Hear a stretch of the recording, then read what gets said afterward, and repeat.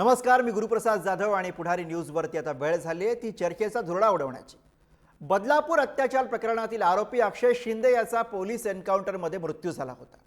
या प्रकरणावरती आज मुंबई उच्च न्यायालयामध्ये सुनावणी पार पडली आणि यावेळी न्यायाधीशांनी 5 पोलीस अधिकारी अक्षय शिंदे याच्या मृत्यूला जबाबदार असल्याचं महत्त्वाचं निरीक्षण नोंदवलं। बदलापूर प्रकरणामधील आरोपी अक्षय शिंदे याच्या एन्काउंटर प्रकरणी न्यायालयीन चौकशी समितीनं मुंबई हायकोर्टामध्ये अहवाल सादर केलेला होता। अर्थातच यानंतर आता विरोधकांनी सुद्धा यावरनं सरकारवरती टीका केलेली आहे। काही मूलभूत प्रश्न या निमित्तानं उपस्थित केले आणि म्हणूनच आता प्रश्न पडतोय की अक्षय शिंदे याचा एन्काउंटर होता, किती हत्या होती, आणि याच विषयावरती आहे आज आपला चर्चेचा धुरळा।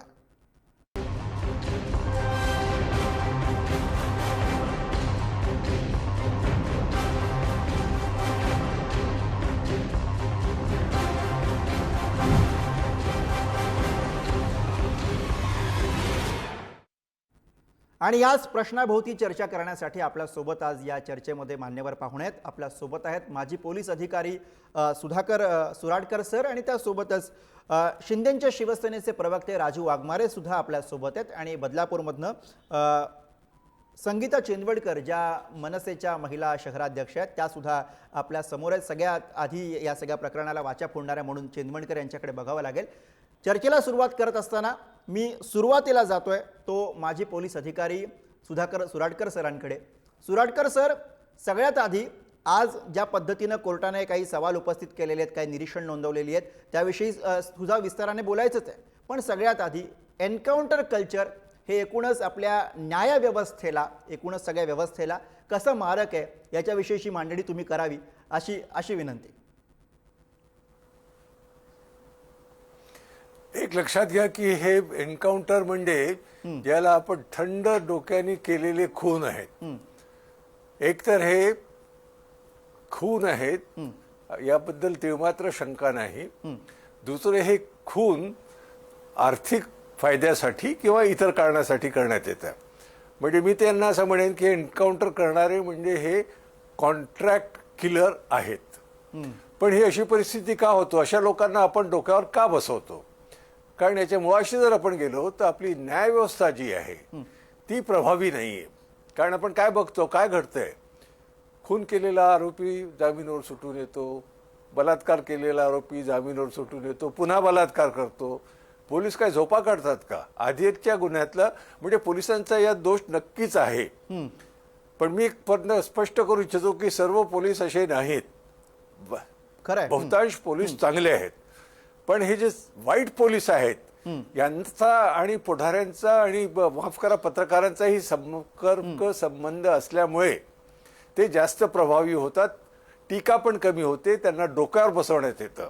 तर ही कल्चर आपल्याला बदलावं लागेल आणि आपल्याला सर्वांना एकत्र येऊन म्हणावं लागेल की आम्हाला कायद्याचं राज्य हवं आहे आणि कायद्यासमोर सर्व समान आहेत।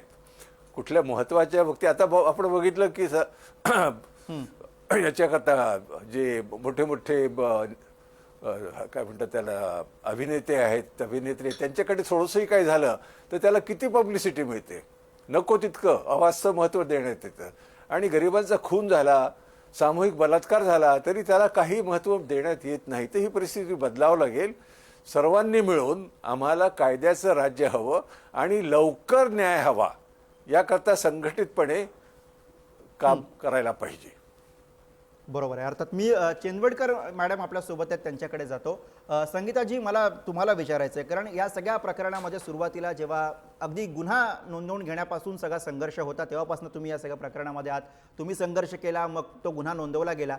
आत्ता जेव्हा आजचं हे सगळं ताजं निरीक्षण आहे, आधी जेव्हा एन्काउंटर झाला त्यानंतरच्या आलेल्या सगळ्या प्रतिक्रिया आपल्या सगळ्यांच्या समोर आहेत, काय वाटतंय या प्रकरणामध्ये ज्या न्यायासाठी म्हणून तुम्ही पुढाकार घेतलेला होता तो न्याय मुळात झालाय का की अन्याय झालेलाच आहे?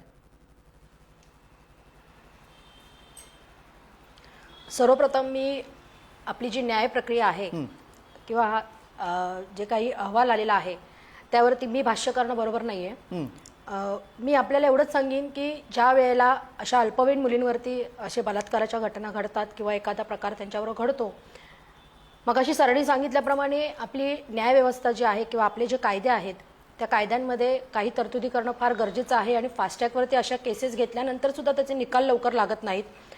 माझ्याकडे असे बरेच विषय आलेले होते त्याआधी सुद्धा, परंतु कधी कधी काय होतं की 3 आणि 4 वर्षाच्या ज्या मुली आहेत या मुलींवरती ज्या वेळेला ती चार्जशीट दाखल होते आणि त्यानंतर ती प्रक्रिया चालू होते तोपर्यंत त्या मुलींचं वय पुढे निघून गेलेलं असतं. त्या मुलींना नंतर कळतही नाही की आपल्याबरोबर त्यावेळेला काय घडलं होतं. त्या पालकांची मनस्थिती तशी नसते. त्यामुळे ज्या वेळेला हा एन्काउंटर झाला त्यावेळेला बदलापूरच नव्हे तर संपूर्ण ठाणे जिल्हा असेल, महाराष्ट्र असेल, भारतात फटाके फोडले गेले, पेढे वाटप केलं गेलं. कारण लोकांना हे अपेक्षितच होतं आणि हे होणं फार गरजेचं होतं.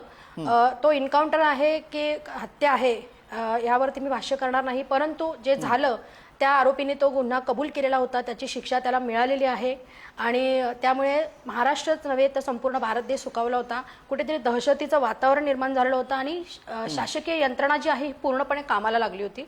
शिक्षण विभाग कामाला लागलं होतं. शाळांमध्ये तशा प्रकारच्या सुविधा उपलब्ध केल्या गेल्या. त्यानंतर बरेचसे प्रश्न जे पालकांनी समोर आणले होते त्याच्यावरती कुठेतरी प्रक्रिया चालू झाली आणि आता हा जो विषय आहे न्यायव्यवस्था जी आहे किंवा न्यायालयीन प्रक्रिया जी आता आहे यावरती मी बोलणं बरोबर नाहीये. त्यामुळे आपले जे पोलीस बांधव आहेत ज्या न्यायासाठी तुम्ही सुरुवातीला संघर्ष केला तो न्याय झाला असं तुम्हाला आज या घडीला वाटतंय का, हे मी तुम्हाला विचारतो. हाच न्याय तुम्हाला अपेक्षित होता अशा पद्धतीचा? नक्कीच झाला. कारण हाच न्याय म्हणजे आपले जे पोलीस बांधव आहेत. कसं आहे माहितीये का, मगाशी सरांनी सांगितल्याप्रमाणे काही पोलीस असतात की जे सहकार्य करतात, काही पोलीस सहकार्य करत नाहीत. बदलापूर पूर्व पोलीस स्टेशनमध्ये ज्या वरिष्ठ पोलीस निरीक्षक होत्या शितोळे मॅडम, त्यांनी त्यावेळेला जर खरोखर सहकार्य करायची भूमिका जर ठेवली असती, 12 तास किंवा 11 तास ज्या घटनेला गुन्हा दाखल करायच्या प्रक्रियेला जर लावला नसता किंवा त्याही आधी, आपल्या माहितीसाठी मी सांगेन की बदलापूर शहरामध्ये 15 दिवस आधी एक गँगरेप झाला होता. 12 वर्षाच्या मुलीवरती तो बलात्कार झालेला होता आणि त्यावेळेला सुद्धा ती प्रक्रिया झाली नव्हती किंवा गुन्हा दाखल झाल्यानंतर सुद्धा आरोपी मोकाट फिरत होते. त्याचा कुठेतरी राग हा बदलापूर शहरामध्ये होता आणि त्यानंतर ह्या मुलींना जो न्याय देण्यासाठी सरकारने जे पाऊल उचललं आणि ते एन्काउंटर आहे की हत्या आहे हा इथे आपण येऊन थांबलेलो आहोत. पण मी तर म्हणेन की हे झाल्यानंतर कुठेतरी दहशतीचं वातावरण बदलापूर शहरात नव्हे तर संपूर्ण महाराष्ट्रामध्ये झालेलं आहे. पोलीस यंत्रणा जी आहे पूर्णपणे कामाला लागली आहे. बदलापूर शहरात आत्ताही आपण आपल्या माहितीसाठी सांगेन की एखादा प्रकार बदलापूर पूर्व किंवा पश्चिम पोलीस स्टेशनमध्ये घडला तर लवकरात लवकर त्यावरती गुन्हा दाखल होतो आणि ती प्रक्रिया कामाला लागते. बरं, मी राजू वाघमारे यांच्याकडे जातो. अर्थातच सरकारचे प्रतिनिधी म्हणून ते या सगळ्यावरती बोलतील. राजू वाघमारेजी, आज ज्या पद्धतीनं कोर्टानं निरीक्षणं नोंदवलेली आहेत त्याच्याविषयी बोलावं लागेल. विरोधकांनी आता स्वाभाविकपणे या सगळ्यानंतर याचा मुद्दा करून सरकारला धारेवरती धरलेलं आहे. त्यावेळेला अर्थातच तुमच्या पक्षाचे एकनाथ शिंदेजी मुख्यमंत्री होते. बरीच पाठ सरकारनं त्या काळामध्ये थोपटून घेतलेली होती. पण आता प्रश्न असा पडतो की जे झालं त्याला न्याय म्हणायचं, आभासी न्याय म्हणायचं की कुणातरी एकावरती झालेला अन्याय म्हणायचा, काय म्हणायचं नेमकं या सगळ्याला? मला असं वाटतं की सर्वात प्रथम कोणत्याही एन्काउंटर बद्दल कधीच असं बोललं जात नाही की एन्काउंटर 100% एन्काउंटर होता. प्रत्येक एन्काउंटर बद्दल हेच बोललं जातं की हा एन्काउंटर नव्हता तर हा खून होता किंवा याच्यावर अन्याय करण्यात आला होता. अशा पद्धतीच्या गोष्टी प्रत्येक एन्काउंटर बद्दल केल्या जातात. त्याच्यामुळे त्याच पद्धतीने या एन्काउंटर बद्दलही असं बोललं जात होतं आणि ते अगदी सर्वश्रुत आहे कारण प्रत्येक एन्काउंटर बद्दल तसं बोललं जात होतं. राहिला प्रश्न नंबर 2 की हा न्याय झाला, तर मी तर असं म्हणेन की हे जे उदाहरण झालं आणि हा न्यायच झाला की अक्षय शिंदेने जो प्रयत्न केला पोलिसांवर हल्ला करायचा आणि ज्या पद्धतीने त्यांनी पोलिसांचं रिव्हॉल्वर हिसकून घेतलं, हा जो प्रयत्न केला त्याला शिकवलेला धडा होता. त्याच्यासारख्या लोकांनी ज्या निष्पाप महिलांवर, बालिकांवर अत्याचार करण्याची वृत्ती जर कोणाची असेल तर ती त्याच वेळी त्याच ठिकाणी ठेचली जाईल, हा महायुतीच्या सरकारचा अजेंडा होता आणि तो अजेंडा त्या प्रकरणातून महाराष्ट्रात नव्हे तर भारतात पुढे आला. आणि महाराष्ट्रातील जे कोण गुन्हेगार अशा पद्धतीचा विचार पण करत असतील त्यांना 10 वेळा विचार करायला लावणारा न्याय या प्रकरणातून महायुतीच्या सरकारने दिला असं माझं स्पष्ट मत आहे. हा दुसरा मुद्दा झाला. बर तिसरा मुद्दा तुम्ही उपस्थित केलात की कोर्टामध्ये ज्या पद्धतीने ज्या गोष्टी सांगण्यात आल्या किंवा कोर्टाने ज्या गोष्टी सांगितल्या, बघा चौकशी समिती हा चौकशी करून तो अहवाल कोर्टासमोर ठेवणार, त्याच्यानंतर हा खटला चालणार. पण अशा कितीतरी गोष्टी आहेत की ज्या चौकशी समितीमध्ये त्यांनी केल्या असतील किंवा त्या पद्धतीने त्यांनी त्याचा विचार केला नसेल किंवा इतरही काही गोष्टी असतील तर त्या पण नाही खटल्याच्या पण दरम्यान बाहेर येतील. नाही आणि वाघमारेजी, त्याच्यावर तुम्ही जो खटल्याचे- उल्लेख सुरुवातीला केलात की त्यानं रिव्हॉल्व्हरनं गोळी झाडली, तर त्या रिव्हॉल्व्हरवरती त्या बोटाचे ठसेच नाहीयेत. हा प्रमुख मुद्दा आज कोर्टामध्ये मांडला गेला, त्याच्यावरनं कोर्टाने निरीक्षण नोंदवलंय. अक्षय शिंदे सारखा एक व्यक्ती आणि 5 प्रशिक्षित पोलीस अधिकारी आहे. तिकडे असतात, त्यांना त्याला आवरता येत नाही, डोक्यात गोळी मारण्याची वेळ येते. ह्या सगळ्या संशयास्पद प्रकाराबद्दल कोर्ट आज बोललेलं आहे. सुराडकर सर, काय वाटतंय तुम्हाला या सगळ्या निरीक्षणांविषयी? म्हणजे आता बोलू राजू का? वाघमारे अजूनही मी ठाम बोलू? आहेत की जेव्हा एखादा एन्काउंटर होतो तेव्हा मला- फेक एन्काउंटर आहे अशा पद्धतीचं चित्र रंगवलं जातं आणि बोललं जातं. सुराडकर सर, मी येतो वाघमारेची.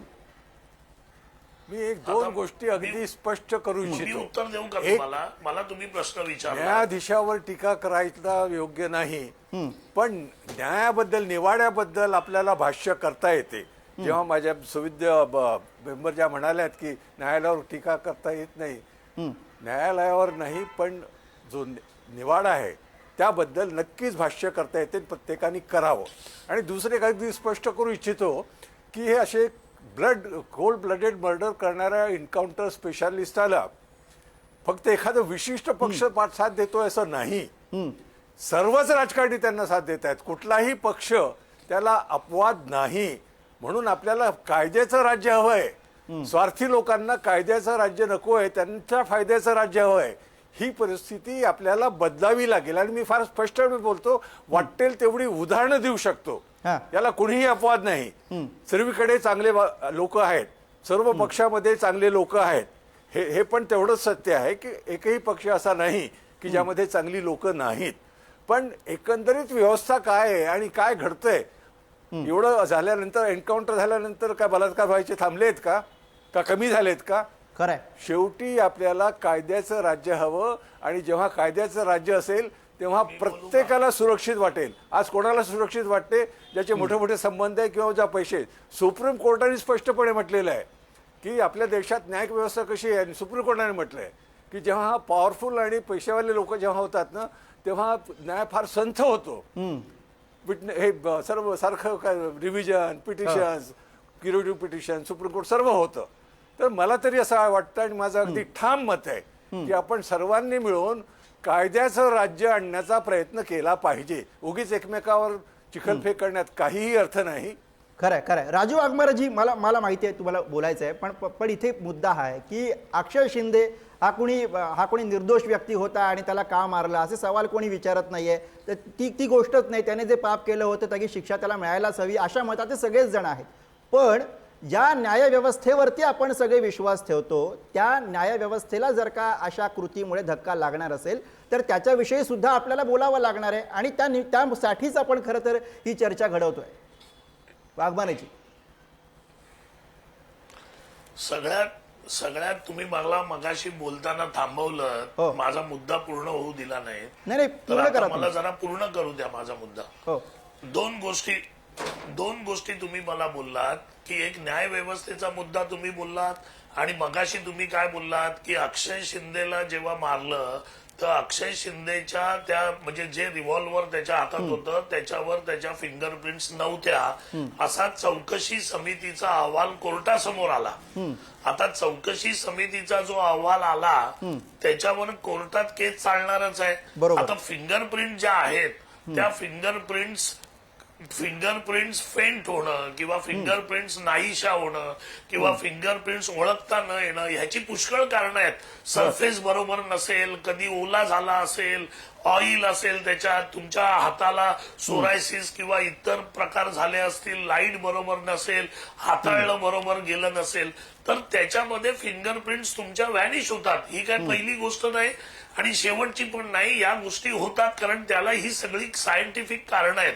मी सायंटिफिक कारण तुम्हाला बरोबर आहे. पण वाघमारेजी, एपीआय मोरे यांनी स्टेटमेंट दिलं, एपीआय मोरे यांनी स्टेटमेंट दिलं त्यांनी याच्यामध्ये कुठलाच उल्लेख केला नाही फायरिंग झाल्याचा.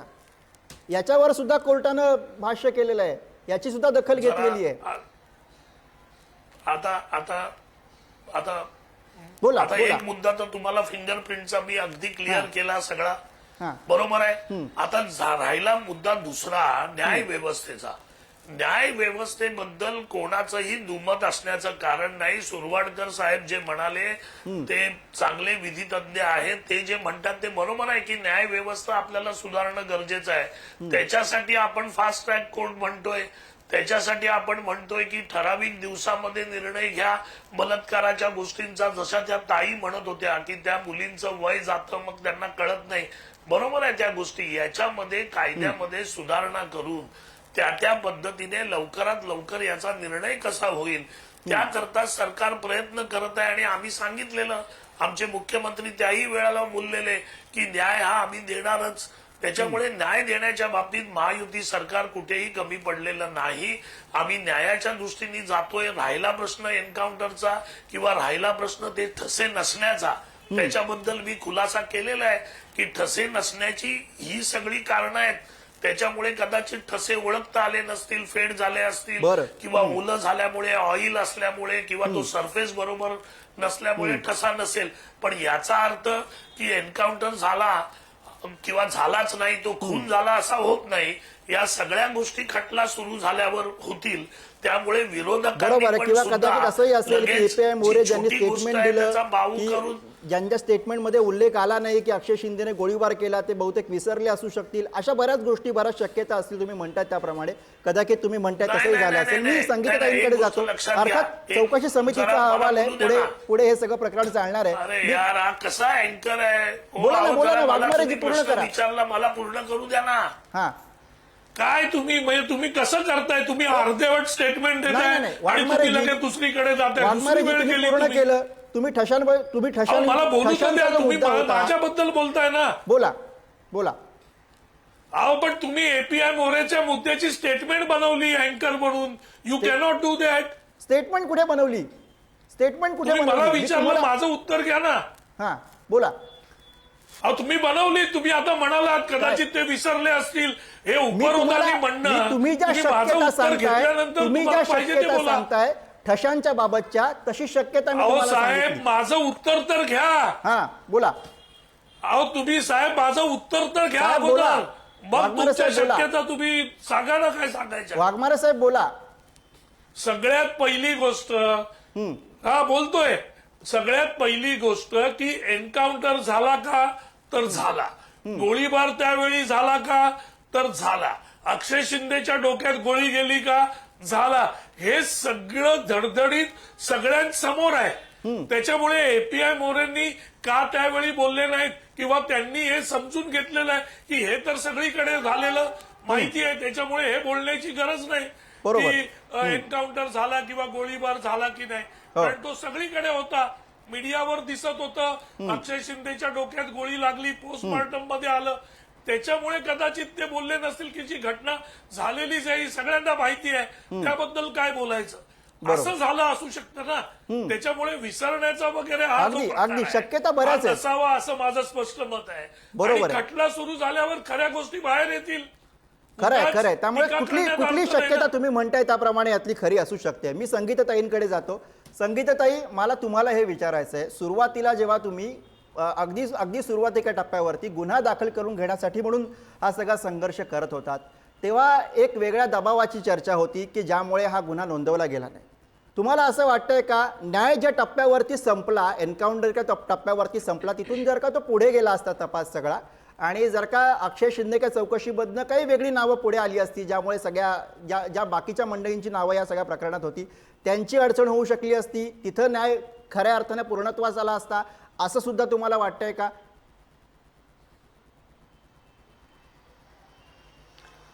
नक्कीच असं होऊ शकतं. कारण शाळा प्रशासन जे आहे त्या शाळा प्रशासनावरती गुन्हा दाखल व्हावा, म्हणजे आमची त्याही वेळेला तीच मागणी होती. आणि मी स्वतः ज्या सिनियर वरिष्ठ पोलीस निरीक्षक होत्या शितोळे मॅडम, त्यांना मी तेच सांगितलं होतं की मॅडम आरोपीला तुम्ही ताब्यात घ्या, शाळेवरती गुन्हा दाखल करा. शाळेवरती गुन्हा दाखल झाला, त्याच्यानंतर त्याचं पुढे काय झालं हे संपूर्ण महाराष्ट्राने बघितलं. पण कुठेतरी ते प्रकरण दाबण्यासाठी म्हणून हा एन्काउंटर झाला, ह्याची जी चर्चा होती ही चर्चा थांबलेली नाही, ही चर्चा अजूनही आहे. आणि मला तर असं वाटतं की शाळा प्रशासनावरती गुन्हा दाखल झाल्यानंतर शाळेची चौकशी आजही चालू आहे आणि ते होणं फार गरजेचं आहे.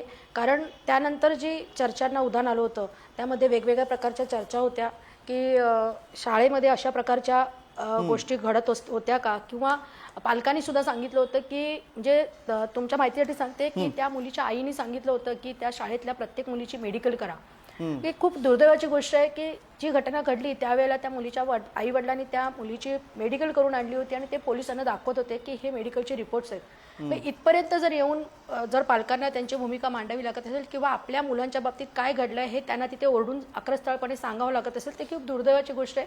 त्यामुळे मला तर असं वाटतं की हा अक्षय शिंदेचा जो हा एन्काउंटर झाला किंवा हत्या झाली यावर चर्चा करण्यापेक्षा हे जे काही झालंय ना हे योग्य झालंय. त्यामुळे कुठेतरी दहशतीचं वातावरण निर्माण झालंय. पण जर सर म्हणतायत की आजही संपूर्ण महाराष्ट्रात ह्या घटना घडतायत, मी त्यापुढे जाऊन असं सांगेन की ह्या आधी सुद्धा घटना घडत होत्या सर, पण पालक पुढे येत नव्हते, घाबरत होते कुठेतरी आपल्या मुलीचं नाव समोर येईल किंवा कुठेतरी काहीतरी भविष्यात आपल्याला त्रास होईल म्हणून. पण आज तसं होताना दिसत नाहीये. आज पालकच स्वतः सांगायला लागलेत की माझ्या मुलीच्या बाबतीत काहीतरी घटना घडली आहे किंवा ती घटना घडल्यानंतर ज्यावेळेला चार्जशीट दाखल होती, मी मगाशी म्हणाल्याप्रमाणे त्या मुलींचं वय निघून जातं आणि त्या मनस्थितीतून म्हणजे तुम्ही पालकांची मनस्थिती समजून घ्या की त्या आईवडिलांवरती त्यावेळेला काय बितलं असेल किंवा त्या मुलीवरती त्या मुली लहान होत्या, लहान मुलींवरती ती घटना घडल्यानंतर त्या पालकांना जर येऊन सांगावं लागते पोलिसांना की माझ्या मुलीच्या बाबतीत अशी घटना घडली आणि मेडिकल रिपोर्ट्स पालक दाखवत आहेत. म्हणजे ते जे वातावरण होतं ना ते वातावरण खूप भयावह होतं आणि ते सर्व वातावरण आम्ही डोळ्यांनी पाहिलं होतं. गुन्हा दाखल होण्यासाठी पोलीस प्रशासनाने जो वेळ घालवला त्यानंतर हे संपूर्ण बदलापूर शहर पेटलं. आणि मी मगाशी सांगितल्याप्रमाणे त्या आधीची जी पार्श्वभूमी जर आपण लक्षात घेतलात तर गँगरेप जो आहे तो बदलापूर शहरात 15 दिवसापूर्वी झाला होता. कालांतराने हा एन्काउंटर झाल्यानंतर याच विषयावरती योगेश कदम यांची प्रतिक्रिया येते, आपण तिकडे जाऊयात. देखील आलेला आहे की पाऊस पडलेला असल्यामुळे, कारण शेवटी एन्काउंटर होणार आहे हे काही माहिती नव्हतं ना. ज्या वेळेला एखादी घटना घडते त्यावेळेस फॉरेन्सिकचे जेव्हा लोक तिकडे जातात त्यावेळेला ती बंदूक ही प्लास्टिकच्या बॅगमध्ये ठेवली जाते, एव्हिडन्स असतात ते प्लास्टिकच्या बॅगमध्ये ठेवले जातात आणि त्याला पावसापासून किंवा अन्य गोष्टींपासून त्याला प्रोटेक्ट केलं जातं. आता एन्काउंटर केलेला असल्यामुळे तिथे ह्या काही गोष्टी करण्यासाठी काही तिथे वेळ मिळाला नाही आणि त्या व्यक्तीला वाचवण्याकरिता हॉस्पिटलला घेऊन जाईपर्यंत काही तिथे एव्हिडन्स करायची राहिले नसतील. आणि म्हणून जे काही फॉरेन्सिकच्या अहवालामध्ये देखील जे आलंय की पावसामुळे ते काही तिथे गन पावडर किंवा फिंगरप्रिंट्स वगैरे तिथे आढळले नाहीत. वकिलांचं असं म्हणणं आहे की मुंब्रा पोलिसांनी लवकर याच्या एफआयआर दाखल करावा, कारण जो अहवाल आला न्यायिक दंडाधिकारी अहवाल जो असतो तो आलेला आहे त्यात काशी ओढली आहे. त्यामुळे मुंब्रा पोलिसांनी लवकर या 5 पोलिसांवर एफआयआर दाखल. बघा, शेवटी माननीय उच्च न्यायालयांच्या आदेशाचं तर पालन करावंच लागणार आहे, त्याबद्दल कुठलं दुमत नाही. उच्च न्यायालयाचा अवमान करायचा आमच्या सरकारचा कुठला उद्देश देखील नाही. जे काही ऑर्डर निघेल त्याचं पालन केलं जाईल. सर, पण मग ज्या पोलिसांनी भूमिका घेतली त्यांच्यावरती हा झालेला अन्याय नसेल? नाही, बघा, शेवटी कोर्टाची ऑर्डर आहे म्हटल्यानंतर त्याची अंमलबजावणी तर करावी लागेल. परंतु अर्थातच हायकोर्ट ही काही अंतिम ऑथॉरिटी नाही. आपल्याकडे सुप्रीम कोर्टाचा देखील पर्याय हा ओपन आहेच आणि म्हणून नक्कीच पोलिसांवरती अन्याय होऊ नये. ज्या वेळेला एखाद्या आरोपी पोलिसांवरती गोळी झाडत असेल आणि त्याला एन्काउंटर म्हणून म्हणजे काउंटरला एन्काउंटर. तर या सगळ्या प्रकरणावरती गृहराज्यमंत्र्यांची ही प्रतिक्रिया येत होती. अर्थातच आता या सगळ्यामध्ये पुढे काय घडामोडी घडतात हे पाहणं महत्त्वाचं आहेच, पण तुर्तास एक विचार या सगळ्यामध्ये महत्त्वाचा आहे, तो म्हणजे अर्थातच न्यायाची अपेक्षा ही सर्वांनाच आहे. न्याय व्हावा ही भावना सगळ्यांचीच आहे. ज्यानं गुन्हा केलेला आहे त्याला शिक्षा व्हावी ही भावना सुद्धा, ही अपेक्षा सुद्धा सगळेच व्यक्त करतात. मात्र ही शिक्षा होत असताना ती शिक्षा ही कायद्यानं व्हावी, न्यायव्यवस्थेनं ती शिक्षा द्यावी अशी सगळ्यांची अपेक्षा आहे. एन्काउंटर कल्चरला खतपाणी घालण्याचा प्रयत्न होऊ नये ही सगळ्यांची अपेक्षा. आणि खरं तर याच मुद्द्यावरती आपण चर्चा घडवण्याचा प्रयत्न केला. सगळ्या मान्यवर पाहुण्यांनी या चर्चेसाठी आपल्याला वेळ दिला त्याबद्दल त्या सगळ्यांचे आभार. आणि यासह आजच्या या धोरणामध्ये आपण इथेच थांबतोय. बघत राहा पुढारी न्यूज.